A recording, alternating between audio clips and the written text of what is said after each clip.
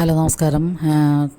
Tara's wonder കിച്ചണിലേക്ക് എല്ലാവർക്കും സ്വാഗതം. അപ്പോൾ നമുക്കിന്നൊരു അടിപൊളി വഴുതനങ്ങയുടെ മെഴുക്കുവരട്ടി ഉണ്ടാക്കണം എങ്ങനെയാണെന്ന് നോക്കാം. അപ്പോൾ നമുക്കിപ്പോൾ ഈ പച്ചക്കറിയൊക്കെ കൂട്ടുന്ന സീസണിൽ ഇങ്ങനത്തെയൊക്കെ തോരനോ മെഴുക്കുവരട്ടിയൊക്കെ ഈ വഴുതനങ്ങ കൊണ്ട് നമുക്ക് ഉണ്ടാക്കാൻ പറ്റും. അപ്പോൾ അത് നമുക്ക് വഴുതനങ്ങ കഴുകിയിട്ടാണ് അരിഞ്ഞെടുക്കണമെങ്കിൽ പിന്നെ അരിഞ്ഞതിന് ശേഷം കഴുകേണ്ട ആവശ്യമില്ല. അപ്പോൾ ഞാൻ ചെറുതാക്കി അരിഞ്ഞെടുത്തിട്ടുണ്ട്.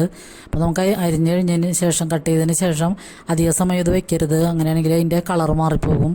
അപ്പോൾ പെട്ടെന്ന് തന്നെ നമ്മൾ ഇൻഗ്രീഡിയൻസൊക്കെ നേരത്തെ തന്നെ ഒരുക്കി വെക്കണം.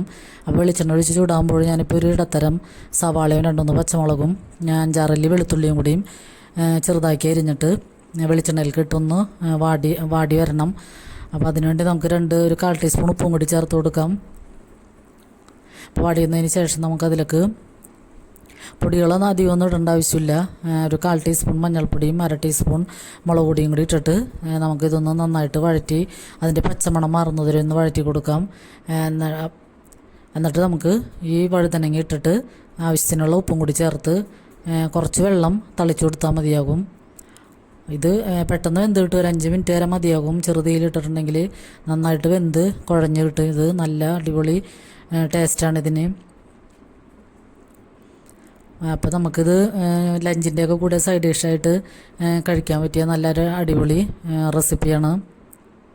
അപ്പോൾ വഴുതനങ്ങയൊക്കെ നമുക്ക് ഈ സീസണിലൊക്കെയാണ് കിട്ടണത്.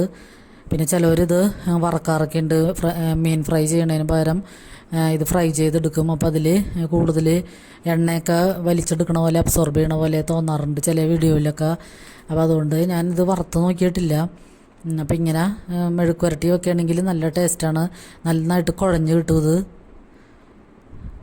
പിന്നെ ഇത് കേടൊക്കെ നോക്കിയിട്ട് നമ്മൾ അതൊക്കെ ഉണ്ടെങ്കിൽ അതൊക്കെ കട്ട് ചെയ്ത് മാറ്റിയിട്ട് വേണം അരിഞ്ഞൊക്കെ എടുക്കാൻ. അപ്പോൾ ഇത് നന്നായിട്ട് വെന്ത് നന്നായിട്ട് ഉടഞ്ഞ് കിട്ടുന്ന ഒരു വെജിറ്റബിളാണ്.